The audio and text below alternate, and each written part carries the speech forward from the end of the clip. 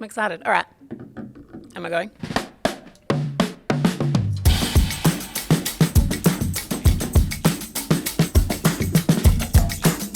Welcome to Diary of a Migration Lawyer. I am Rachael, the Director of Passage Migration, and today we are talking about top 5 tips for getting a partner visa.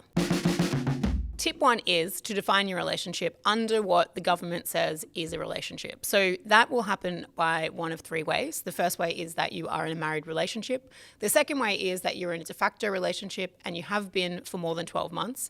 And de facto means essentially something that is a little bit more than boyfriend, girlfriend, and you are sharing each aspect of your life together. The third definition of a partner is if you are in a civil registration where you've gone and registered your relationship with the Department of Births, Deaths and Marriages in wherever you are in Australia.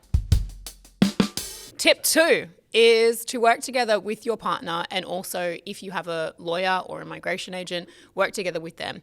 The reality is putting this application together and putting everything out there about your relationship is sometimes a little bit difficult. Sometimes it's very time consuming, and sometimes it puts a bit of pressure on your relationship. So it's really important that you know what your role is in the partner visa application, what your partner's role is going to be, and also what your representative or lawyer's role is going to be. The reality is that you're telling a story together about your relationship, and you're really just trying to fit that within the legislative guidelines. So you want to know how to put your best foot forward and make sure you're doing that as a team. Tip number 3 is get your documents in order.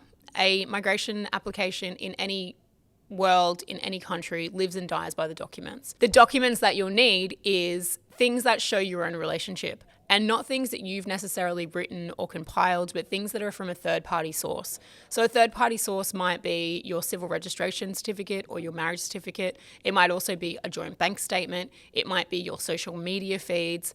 It might be your superannuation beneficiary showing that you have each other as partners. It also might be a will that has been created and signed off by a lawyer. These are some of the documents that you might provide. Obviously, there's lots of identification documents as well, but don't underestimate the power of having a good documents that really help you tell your story. Tip number 4 is make it your own and tell your story.